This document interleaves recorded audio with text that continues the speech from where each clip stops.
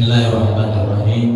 Assalamualaikum warahmatullahi wabarakatuh. Waalaikumsalam warahmatullahi wabarakatuh. Alhamdulillah, alhamdulillahilladzi anzala al-Qur'ana hudan lin-nas wa bayyinatin minal huda wal furqan. Asyhadu an la ilaha illallah wa asyhadu anna Muhammadan abduhu wa rasuluh la nabiyya ba'd.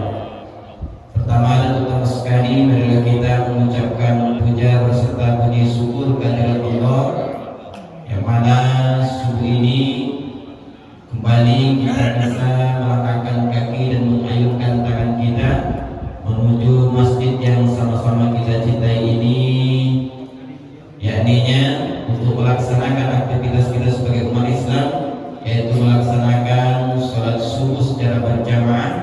Insyaallah sebentar lagi akan kita tambah kembali ilmu kita untuk persiapan kita untuk menuju kehidupan selanjutnya, yaitu kehidupan akhirat nanti.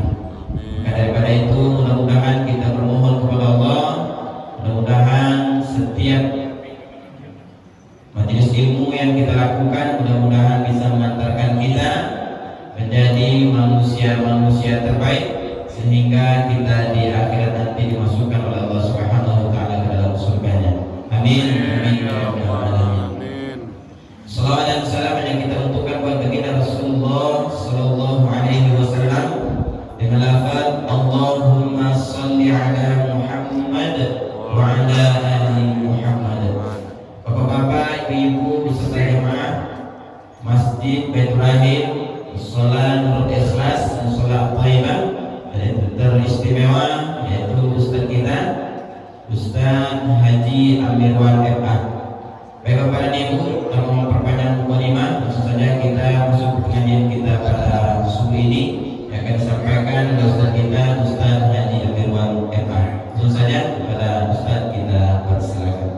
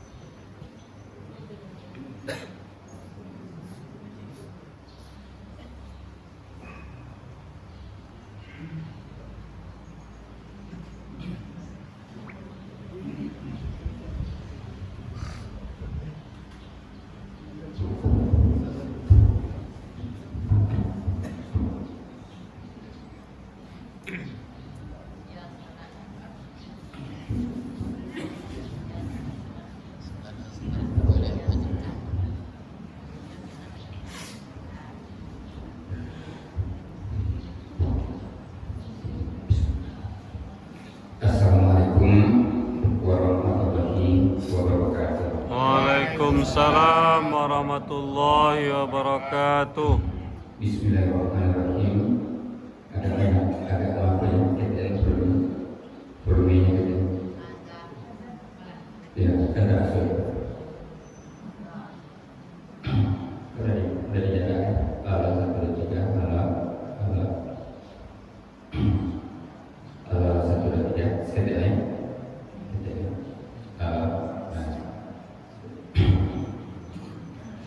Bismillahirrahmanirrahim. Alhamdulillahirrahmanirrahim. Allahumma sholli ala Muhammad wa ala ali Muhammad. Bapak pengurus Masjid Baitur Rahim yang kita hormati, Bapak-bapak, Ibu-ibu, kaum muslimin, jemaah salat subuh rahimakumullah. Syukur alhamdulillah, selawat dan salam kepada Rasulullah sallallahu alaihi wasallam. Agak bagaimana saja? Rasul bagaimana? Rasul bagaimana? Kalau tidak mik apa saja, mik berkati, mik berkati, mendemam. Itu untuk apa rencananya kan? Untuk karaoke.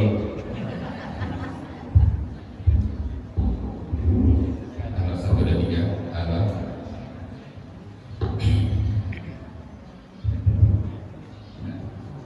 Bapak Ibu, dulu kita sudah pernah membicarakan tentang sholat ini.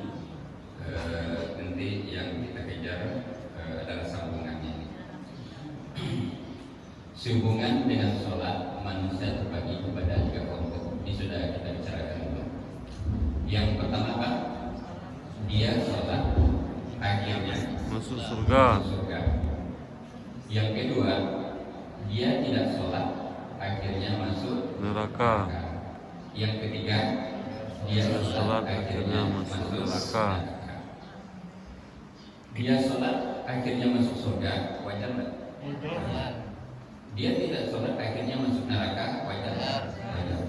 Dia sholat akhirnya masuk neraka juga, wajar nggak? Nggak wajar. Tidak wajar. Jadi, tapi begitulah keterangan Allah dalam Al-Quran. Orang yang sholat masuk surga, orang yang sholat masuk surga di dalam surah Al-Mu'minun ayat 1 dan 2. Qad aflaha al-mu'minun, sesungguhnya beruntunglah orang-orang yang beriman. Siapa mereka? Alladzina hum fi sholatihim khusyuk, yaitunya orang-orang yang khusyuk dalam sholatnya. Orang itu nanti bagaimana? Ulaika humul warisun. Mereka itulah orang-orang yang akan mewarisi. Apa yang akan dia warisi? Ya, yakni yang akan mewarisi surga Firdaus. Mereka kekal di dalamnya. Sudah kita kaji dulu. Yang kedua, dia tidak sholat akhirnya masuk neraka. Dasarnya ini Surah Al-Mudaththir ayat 42 dan 43, yaitu ketika nanti bertanya penduduk surga kepada penduduk neraka, ma salakakum fi saqar, apakah yang menyebabkan kamu masuk neraka sakor, neraka sakor. Jadi penduduk surga bertanya kepada penduduk neraka, apa yang menyebabkan kamu masuk neraka sakor? Dijawab oleh penduduk neraka sakor itu, kami dahulunya tidak termasuk orang-orang yang mengerjakan sholat. Itu jawabannya. Cuman caranya bertanya itu kan tahu apa pokoknya muridnya dari surga. Apa yang menyebabkan kamu masuk neraka sakor?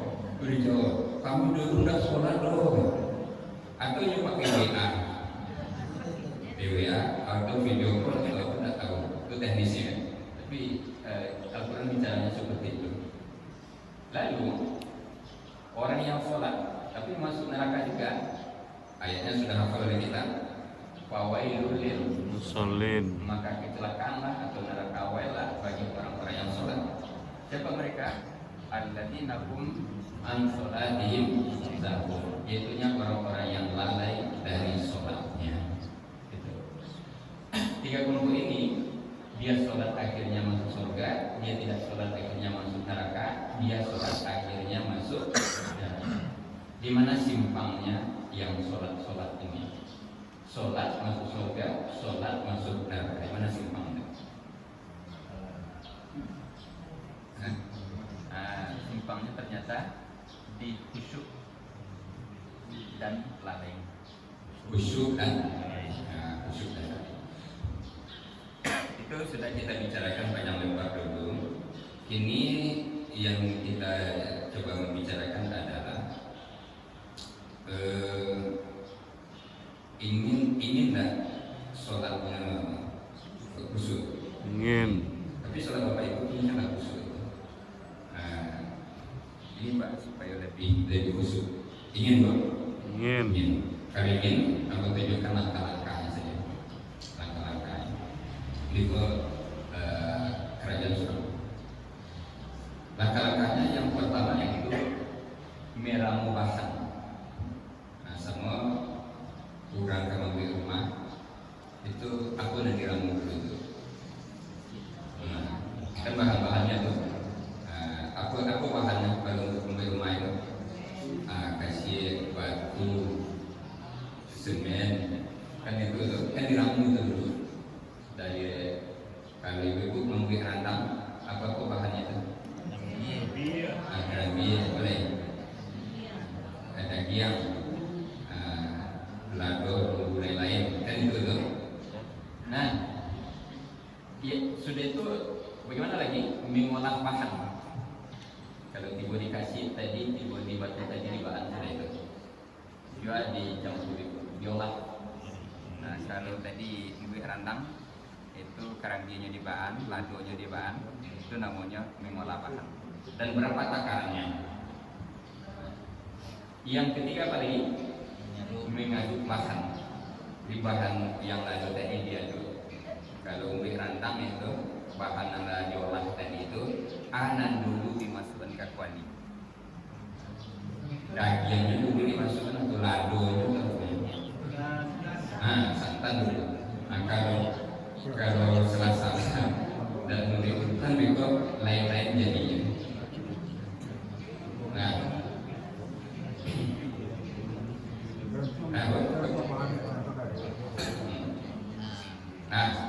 jadi yang pertama kalau untuk sholat khusyuk langkahnya apa?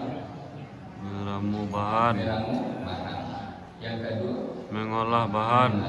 Yang ketiga Mengaduk bahan. Nah, itu ya. Lalu untuk sholat khusyuk itu bahannya apa? Ada 3. Yang pertama bacaan sholat. Yang kedua gerakan sholat. Yang ketiga arti dari Bacaan bacaan sholat. sholat. Yang keempat pemahaman. Dan yang kelima adalah Ayatan. penghayatan. Jadi berapa bahan itu? 5. 5. Jadi kalau ibu itu kan masa rendang, saya lihat dulu ke dapur, aku nan layado dan aku nan naado. Kalau nan layado, oh lado layado. Yang daging nado, itu daging nado, santang nado, nan nado disyukuri, yang nado Bali, kama di Bali. Pasar, cari pasar Seba. Kalau tidak tahu pasar Seba, cari ke mahkamah itu. Cari ke mahkamah itu. Sehingga nanti curi bahan baru diolah. Tapi nanado sila dibuat, ini namanya itu. Nanado sila. Bahan dia rasanya juga baik. Itu namanya itu. Nah, itu namanya mereka. Jadi ini juga begitu. Bahannya itu ada 5. Bacaan dari sholat itu, gerakan dari sholat itu, arti dari bacaan sholat. Yang keempat pemahaman, yang kelima penghayatan.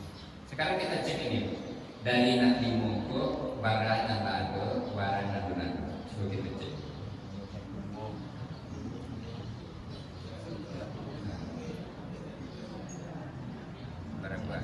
Ada nalado kalimunya, ada najma B, ada najma 3, ada najma 2, ada najma Y. Berada nado? 2. Mana lado? Yang lado bacaan sholat Allah, gerakan sholat Allah. Syukuri kok lado. Sajak ni dua juga. Hanya kita sajak SD dua ni. Aiko nado ni. Ikut nado ni. Laka banyak PT lah ni. Ikut nado ni. Jadi nanti itulah yang akan dicari kalau ingin membangun sholat yang khusyuk, yang apa itu, yang organisasi ini lengkapi bahan. Kalau tidak lagi khusyuknya, tapi juga kualitasnya sempurna. Nah, sekarang kenapa orang mengatakan sulit khusyuk semacam, kita lihat rahasianya. Nah, ternyata sholat itu dengan 4 bahasa. Sholat itu dengan 4 bahasa. Yang pertama bahasa Lisan. Yang kedua Bahasa tubuh. bahasa tubuh. Yang ketiga Bahasa pikiran. bahasa pikiran. Yang keempat Bahasa hati. bahasa. Jadi sampai macam bahasa. Lalu keempatnya menjadi satu. Yang biasanya yang dikatakan tidak khusyuk kok dari yang pekor, yang biasanya waktu itu tidak khusyuk kok yang ada biasanya. Pikiran biasanya waktu itu kan, waktu itu itu tidak khusyuk. Itu yang waktu itu. Lalu di mana rahasianya? Coba kita lihat. Ternyata bahasa yang 4 tadi dibagi tugas. Yang ramuan tadi bahasanya 5. Bahasanya 4. Bahasanya begitu guys. Bahasa lisan mana yang masuk ke bahasa lisan? Bacaan sholat. Bacaan kan dimulai itu. Bacaannya dimulai itu. Bahasa tubuh mana yang masuk ke bahasa tubuh? Gerakan sholat. Gerakan sholat. Gerakan sholat. Apa yang masuk ke sholat? Yang masuk ke bahasa pikiran apa? Arti bacaan sholat dan pemahaman.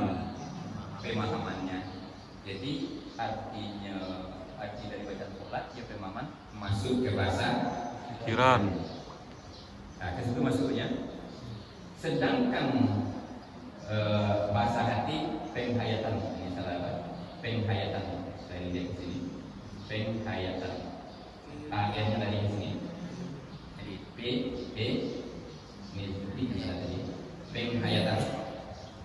Nah, jadi yang bacaan sholat kemana masuknya? Bahasa lisan.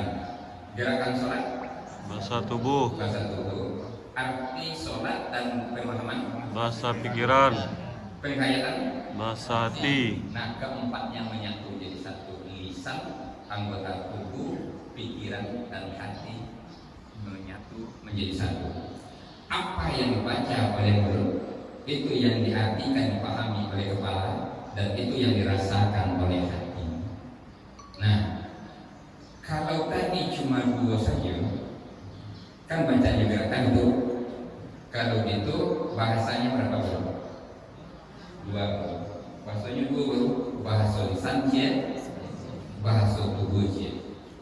Jadi bahasa lisan itu bacaan-bacaan yang sudah tersedia. Itulah bacaan itu yang sudah tersedia itu. Bahasa tubuh gerakan-gerakan daripada sholat. Gerakan itu punya makna dan itu kita paham. Contohkan sebagai ada orang mengisi itu yang mengganggu. Tanda bahan mengganggu. berarti Tanda paham, tanda setuju, tanda mengerti. Tapi kalau ada orang mengejek, dia mengganggu juga, tapi tak kaji ganggunya. Itu manggu je tu, itu arti manggunya apa tu? Allah, Kalau kan sudah memanggu itu, tapi beda maknanya itu. Jadi di sholat itu takbir itu punya makna, ruku itu punya makna, karena itu bahasa tubuh. Nah, ini pikiran itu adalah arti dari bacaan tadi, kemudian pemahaman. Itu yang diikuti oleh pikiran kita itu. Ketika itu sudah jalan yang empat macam, ini hasilnya otomatis penghayatannya. Kalau ini berkualitas tinggi, maka ini penghayatannya akan mendalam. Ini yang menyebabkan dia sampai kadang merinding bulu-bulunya, sampai meneteskan air mata, haru dan lain sebagainya. Tapi dia meneteskan air mata karena bukan sedih, tapi karena salut, karena haru kepada Allah Subhanahu wa Ta'ala dari bacaan-bacaan yang dibacanya tadi. Nah, untuk itu pemahaman itu harus kita isi. Nah, sekarang kita sholat dari rumah, datang ke masjid, supaya sholat. Yang diberi tugas cuma dua, lisan dan tubuh. Pikiran tidak jadi tugas, hati tidak jadi tugas. Awak latih di masjid sembahyang. Nah, kamu pikiran tidak jadi tugas, hati tidak jadi tugas, walaupun awak latih di masjid sholat, bisa tidaknya pulang pikiran tadi? bisa. Nah, pulangnya tiba di rumah kan? Menganya tiba di rumah? Cuci, masak. Ya, awak kan sholat di masjid juga, tapi nyolah pulang. Dia pulangnya karena tidak jadi Tugas. akan tidak ada yang suku itu. Ada suku itu. Nah, itu dari itu. Jadi rahasianya di situ, karena tidak jadi tugas. Tapi ketika dia jadi tugas, dia akan bekerja sama dan dia akan menjalankan tugasnya itu. Jadi Bapak Ibu, coba nanti itu yang pengalaman jadi guru dia apa itu, yang jadi guru. Nah, yang pengalaman jadi guru, ada anak jadi tugas, ada yang tidak jadi tugas. Dan tidak jadi tugas kok menganya Main. main, aku yang tidak jadi tugas. Jadi di dalam sholat itu keempat-empatnya ini harus diberi tugas. Lalu kalau ini tidak kurang berkualitas, maka penghayatannya juga akan kurang berkualitas. Ini kami contohkan kepada Bapak Ibu. Misalnya kita mengucapkan terima kasih saja, itu rasanya akan berbeda kalau kita paham. Kalau kita paham, mengucapkan terima kasih itu akan beda. Kalau kita Paham. tapi kalau tidak paham, itu sama saja itu. Ambil contohkan yang paham ya, yang paham. Dia gifti 10.000 rupiah. Dia gifti 10 juta. Itu cara terima kasih sama atau beda? Beda. Bu, kok gifti 10.000? Kan terima kasih ya. Tambah aku ini terima kasih. Terima kasih. Bu, kok gifti 10 10 juta banyak kan beda ya kan beda terima kasihnya itu karena yang paham Barso itu gak 10 ribu pun 10 juta apa jauh bedanya sehingga nada suaranya ekspresi wajahnya beda itu kalau 10 ribu itu senyumnya sekentik ya. Tapi 10 juta apa senyumnya lain orang tuh tambah kadang senyumnya tambah itu senyumnya itu tambah sampai di banyak orang masih senyumnya ya tambah ada doa kalau kan beda itu ya kalau dari PAP kan itu andaikannya hujan pulang itu tidak damang tuh kalau tidak damang itu pengaruhnya kalau itu apa tapi cuma agen kanak kita yang tak ngerti kan kalau sedikit 10 ribu itu dia kira 10 juta itu sama itu beda gitu Sama. apa sama ini ini tak ngerti itu tuh jadi ngerti itu dipaham untuk itu ini harus dipahami baca itu akan berpengaruh nanti sehingga nanti ketika baca Allahu Akbar saja itu sudah luar biasa. Kenapa? Karena ada modal untuk memahaminya. Membaca Alhamdulillahirrahmanirrahim itu pengaruhnya luar biasa, menggetarkan jiwa, menggoncangkan jiwa dan raganya. Kenapa? Karena dia punya modal pemahaman untuk mengucapkannya. Tapi ketika tidak ada modal untuk mengucapkan, dia hanya diucapkan lalu begitu saja. Nah ini Bapak Ibu yang saya hormati, untuk itu perlu tak kira-kira dilengkapi menjelang meninggal? Perlu. Nah, jadi nala doko syukurilah, nanda doko pailah bali. Silakan Pak Bani yang kurang itu. Nanti sudah itu diolah. Nah, Bu, kita apakan? Barago yang ada. Bu, yang ada apa? Bacaan sholat. Yang kedua, gerakan sholat. Yang kedua, arti bacaan. Yang kedua, pemahaman. Yang ketiga, penghayatan.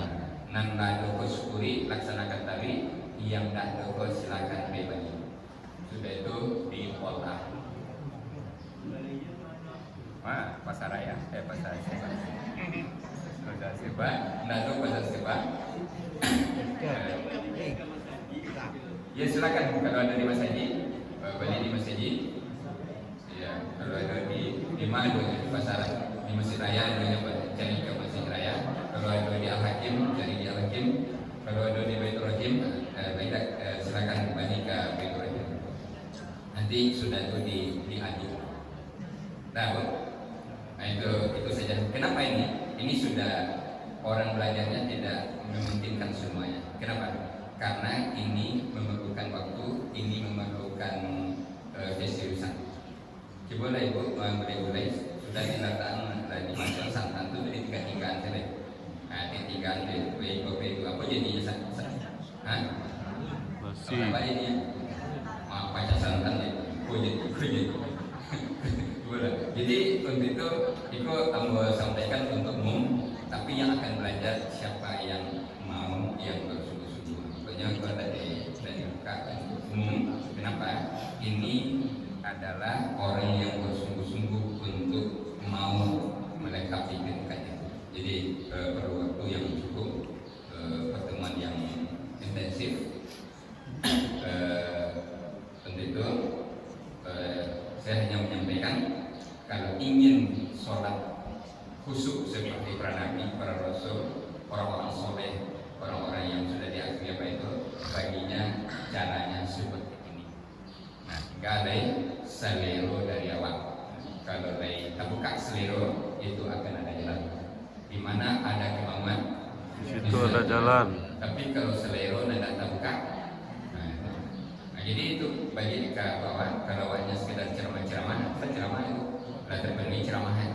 Tapi kalau ceramah Ambo bisa ceramah salat khusyuk agak seminggu, agak sebulan, bisa orang galak-galak nangis segala macam, tapi nya nak pandai melaksanakan sudah itu, karena itu ceramah. Nah, yang akan menyebabkan pandai itu adalah belajar dan latihan.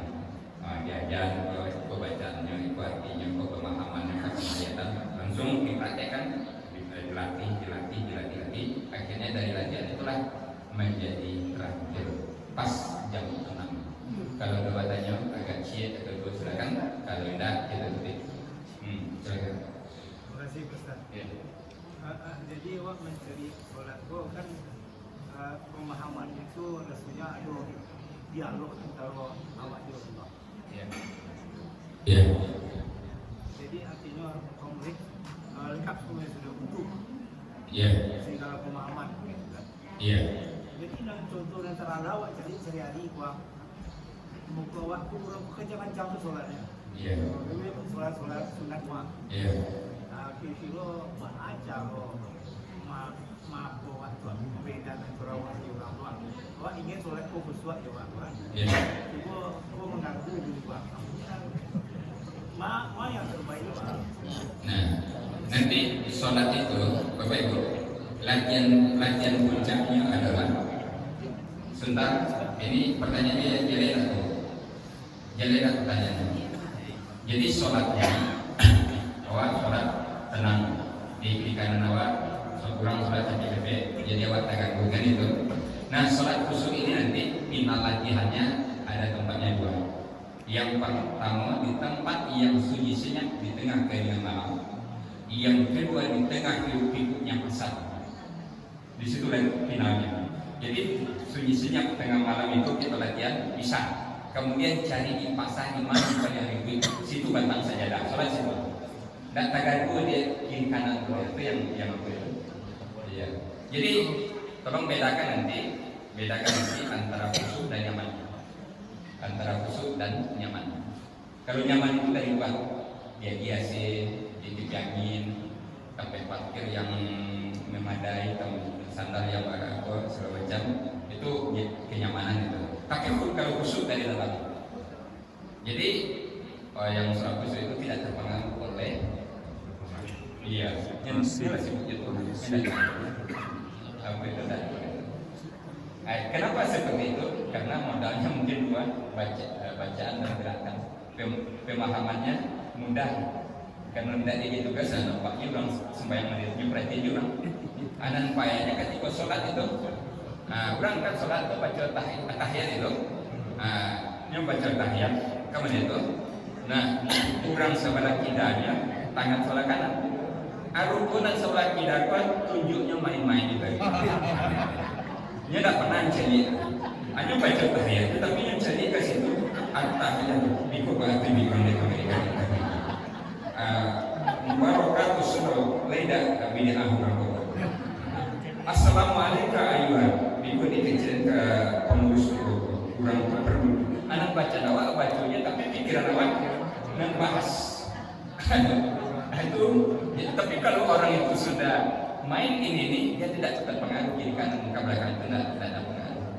Nah makanya kita belajar punya itu adalah di tengah hening sepinya malam dan di tengah hiruk-pikuknya pasar.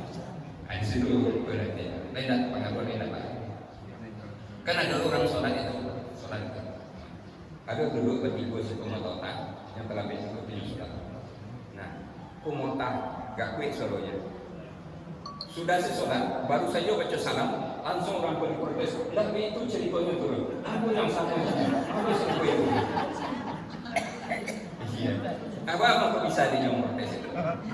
Kalau dalam solat tadi, ini ke situ.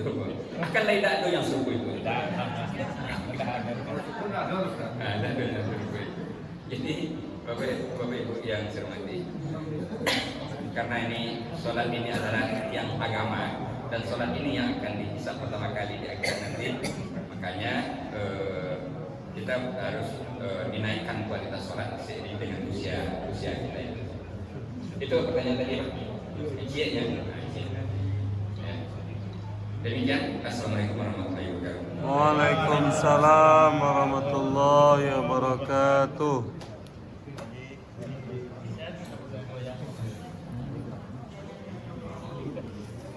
dua.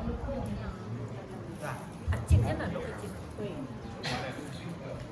Baik Bapak Ibu, terima kasih ucapkan kepada Ustaz kita yang sudah memaparkan, menyampaikan kepada kita bagaimana kita untuk bisa melaksanakan sholat berkualitas atau sholat khusyuk. Daripada itu, mari kita perhatikan apa-apa saja yang sudah disampaikan oleh beliau tadi, sehingga sholat kita itu betul-betul menjadi sholat yang berkualitas. Daripada itu, mari kita selalu bersemangat untuk mempelajari tadi. Alhamdulillah, bacaan laku sama walaupun apa dulu ini baru. Kemudian gerakan laku sama walaupun apa dulu. Nanti kita kejar.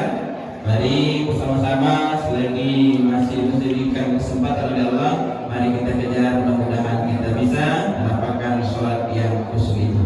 Bapak Ibu, apa yang kita dapat pada subuh ini berjumlah Rp282.000. Rp282.000. Kemudian selalu saya sampaikan kepada Bapak dan Ibu, mari kita ikuti belajar tahsin di kelompok tahsin Masjid Baitul Rahim.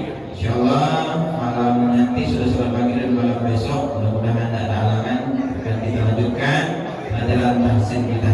Mungkin hanya itu yang bisa kita sampaikan, dan kurang kita mohon maaf. Wabillahi taufiq wal hidayah. Wassalamualaikum warahmatullahi wabarakatuh. Waalaikumsalam warahmatullahi wabarakatuh.